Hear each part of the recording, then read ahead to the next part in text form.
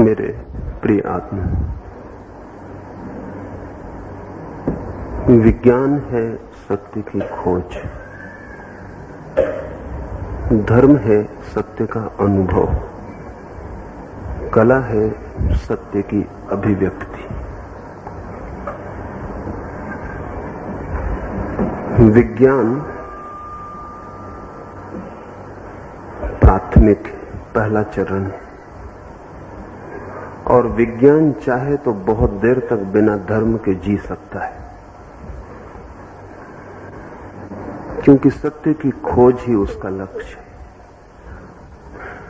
मैंने कहा बहुत देर तक बिना धर्म के जी सकता है और आज तक बिना धर्म के विज्ञान जिया है। न केवल बिना धर्म के बल्कि विज्ञान धर्म को अस्वीकार करके जिया है, जी सकता है। कोई रास्ता चाहे तो बिना मंजिल के भी हो सकता है,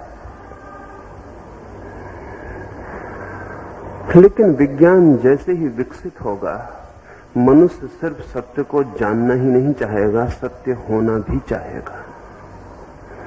इसलिए बहुत देर तक विज्ञान भी धर्म के बिना नहीं रह सकता है और उसके न रहने की संभावना रोज रोज प्रकट होती चली जाती है। विगत सदी के बड़े से बड़े वैज्ञानिक, चाहे आइंस्टीन हो, चाहे मैक्स प्लांक हो, चाहे एडिंगटन हो, चाहे कोई और हो, वे सारे लोग जीवन के अंतिम क्षणों में धर्म की बात करते हुए पाए गए हैं। ये बड़ी कीमती संभावनाएं हैं। आने वाली सदी में विज्ञान रोज रोज धार्मिक होता चला जाएगा, क्योंकि कोई रास्ता मंजिल के बिना रह सकता है, लेकिन मंजिल के बिना कोई रास्ता पूरा नहीं हो सकता। और मंजिल के बिना अगर कोई रास्ता हो तो अर्थहीन भी होगा, असंगत भी होगा, एब्सर्ड भी होगा, क्योंकि जो रास्ता किसी मंजिल पर न पहुंचाता हो उसको रास्ता कहना ही बहुत कठिन है। एक दिन रास्ते को मंजिल भी स्वीकार करनी पड़ती है और कोई साधन साध्य के बिना अर्थपूर्ण नहीं हो पाता है। इसलिए पश्चिम में जहां विज्ञान का गहरा प्रभाव है, रोज रोज अर्थहीनता, मीनिंगलेसनेस का भी विस्तार होता चला गया है। विज्ञान को धर्म होना पड़ेगा। धर्म का अर्थ है सत्य के साथ एक होने की आकांक्षा, सत्य का अनुभव। आदमी इतने से तृप्त नहीं हो सकता कि सत्य क्या है।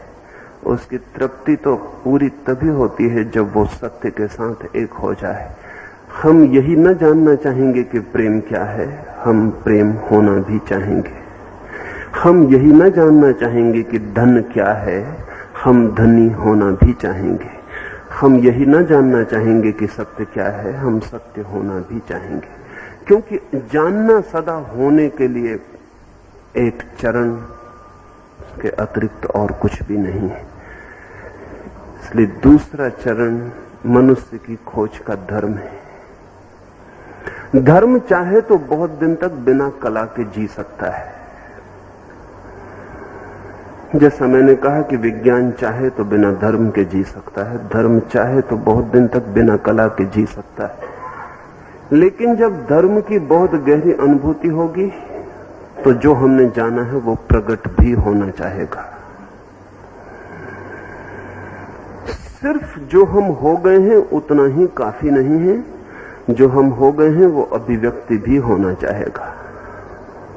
हम न केवल जानना चाहेंगे कि प्रकाश कैसे जन्मता है, हम प्रकाश होना भी चाहेंगे, लेकिन हम प्रकाश होने से चुप न होंगे। हम प्रकाश की किरणों को दूर दूर तक फैलाना भी चाहेंगे।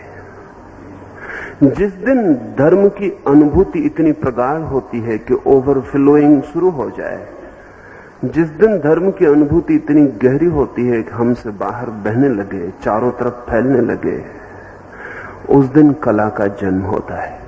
धर्म चाहे तो बहुत देर तक कला से बच सकता है, लेकिन बहुत ज्यादा देर तक नहीं बच सकता।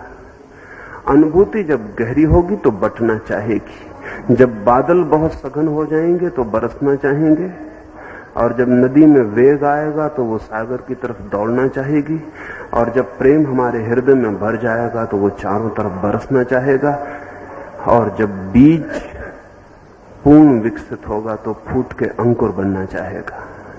सत्य की अनुभूति पर ही बात नहीं रुक जाती, सत्य की अभिव्यक्ति भी अनिवार्य है। और बड़े आश्चर्य की बात है कि जितना सत्य अनुभव करने से मिलता है उससे 1000 गुना सत्य अभिव्यक्त करने से वापस लौट आता है, क्योंकि जो हम देते हैं वो हमें वापस 1000 गुना होकर मिलने लगता है। जिस चीज में हम दूसरों को साझीदार बनाते हैं, जिस चीज में हम दूसरों को बंटवारे में मित्र बनाते हैं, वो चीज हम पर लौटने लगती है। तो सत्य की अनुभूति अंततः सत्य की अभिव्यक्ति बनती है। विज्ञान पहला चरण है मनुष्य की यात्रा का, धर्म दूसरा चरण है, कला उसका अंतिम चरण है। लेकिन ये बड़ी कठिन बात है, जैसा मैं कह रहा हूं, इतिहास में उल्टा हुआ है। इतिहास में ऐसा हुआ कि धर्म पहले आया, कला बाद में आई और विज्ञान सबसे बाद में आया।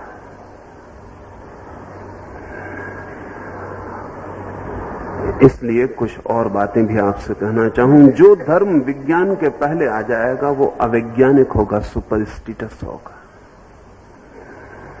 जो धर्म मनुष्य के पास विज्ञान के पहले आ जाएगा वो अंधविश्वास के निकट होगा, वैज्ञानिक नहीं हो सकता।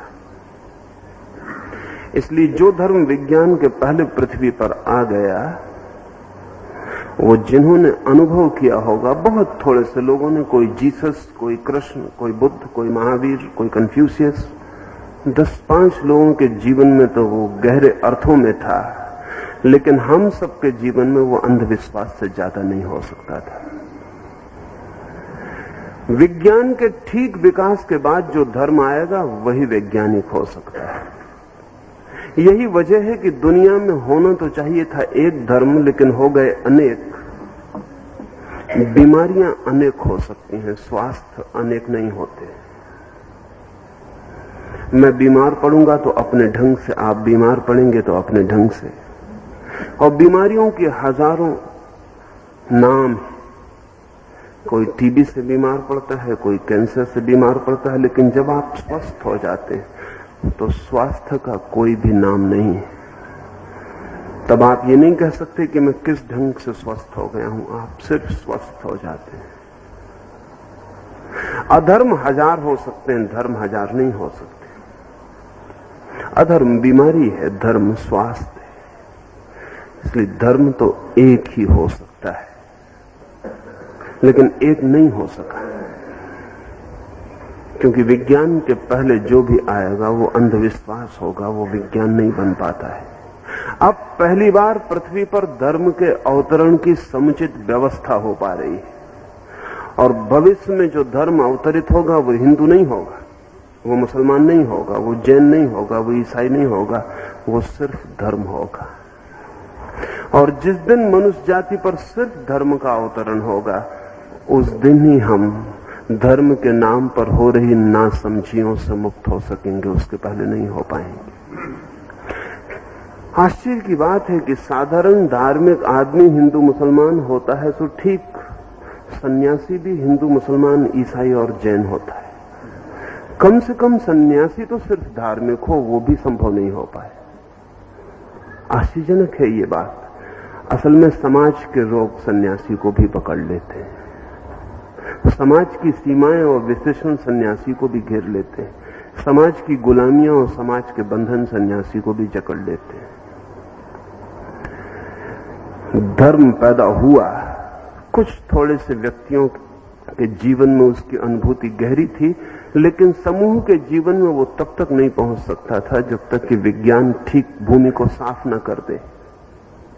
अब विज्ञान ने भूमि ठीक से साफ कर दी, और अब धर्म अवैज्ञानिक ढंग से नहीं स्वीकृत होगा, इसलिए बड़ी कठिनाई पैदा हो रही। जो लोग अंधविश्वासों को पकड़े हुए हैं वे सोचते हैं कि सारी दुनिया अधार्मिक होती जा रही, वे बड़ी भ्रांति में। सारी दुनिया अधार्मिक नहीं हो रही, सारी दुनिया अंधविश्वासों से मुक्त होने की कोशिश कर रही है और नए धर्म के जन्म की संभावनाओं को प्रकट कर रही है।